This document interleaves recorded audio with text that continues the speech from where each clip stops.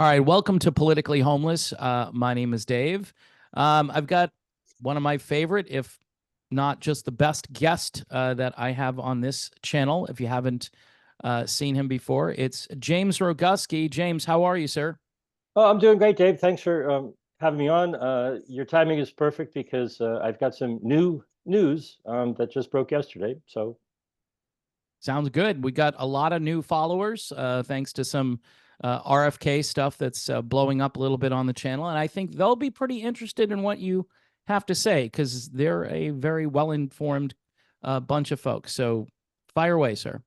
well, I'll just cut right to the chase. A lot of people have been spreading misinformation about the pandemic treaty. The World Health Organization has been negotiating since December of 2021 is when they were given the call by the World Health Assembly to come up with a pandemic agreement, pandemic accord. They've given it many names. Really what it's scheduled to be, and it's what they've said they wanted from the very beginning, is a framework convention, very similar to in structure to the framework convention for climate change. What a framework convention is, well, they give you the framework, but then they set up a conference of the parties to meet year after year after year after year.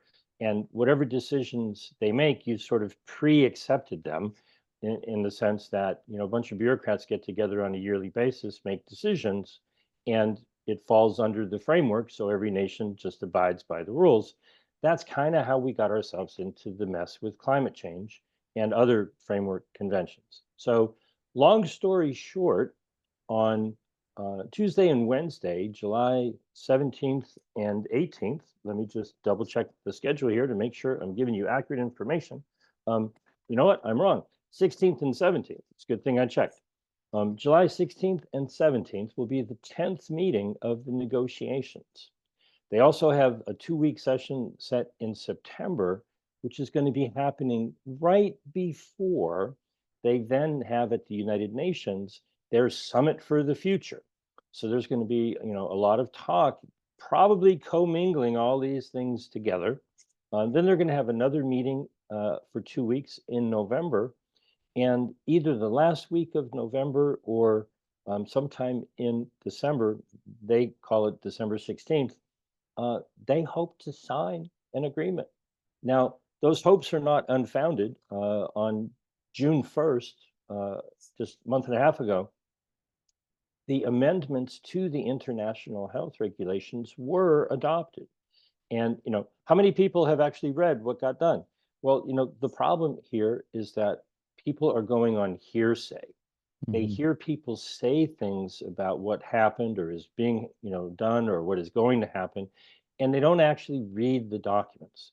In my view, what got adopted on June 1st in regards to the amendments to the international health regulations was an absolute abomination. We got our butts whooped. At the last minute, they pulled out an agreement.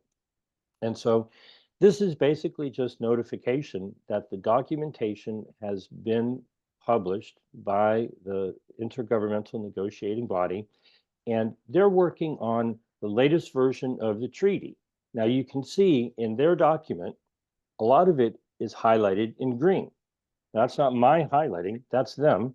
They have some other pages where it's highlighted in yellow or green or not.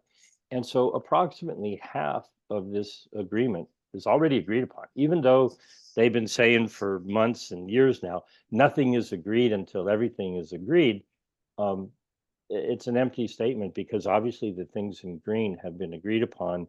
The things in yellow, they had some like informal group, session, some meeting where a certain subset of the negotiators agreed to it. And, maybe half of it is still to be negotiated.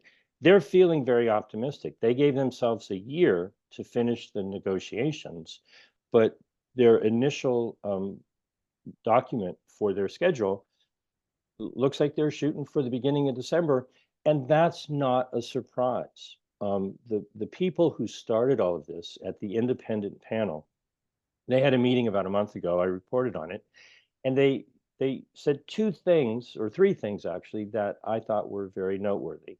Number one, they said that they are on a war footing to get this done. Hmm.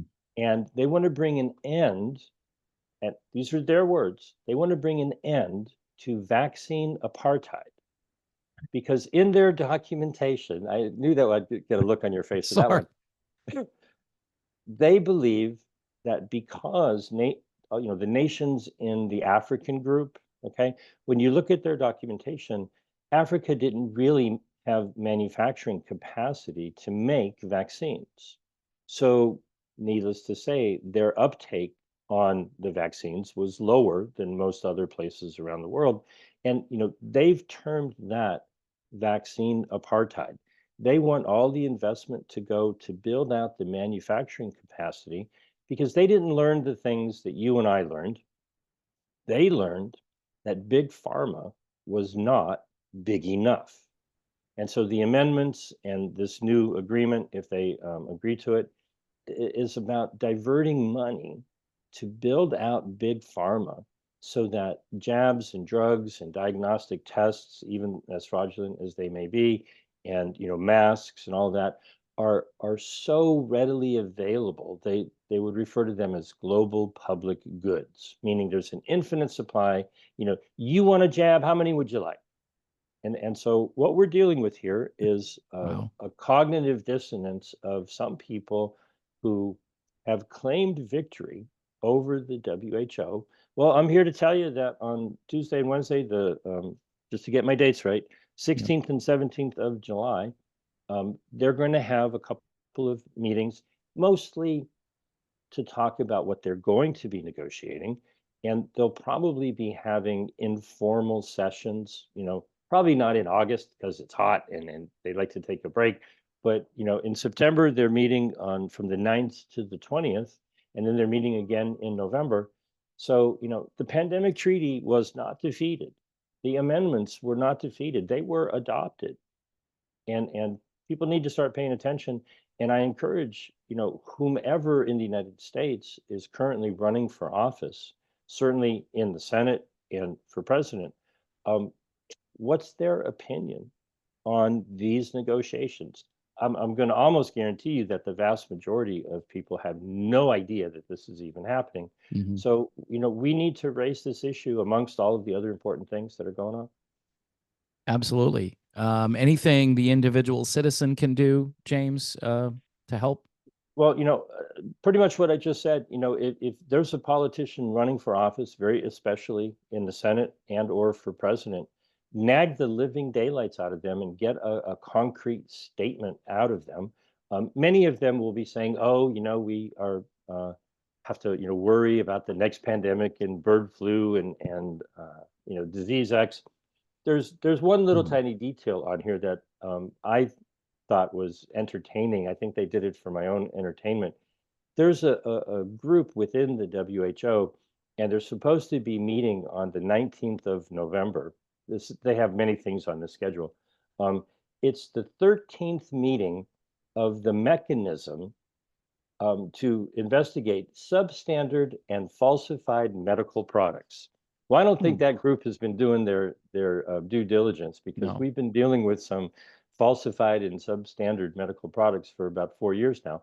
Yep. And so just all I would encourage everyone to do is realize that if you thought this was over, it ain't over.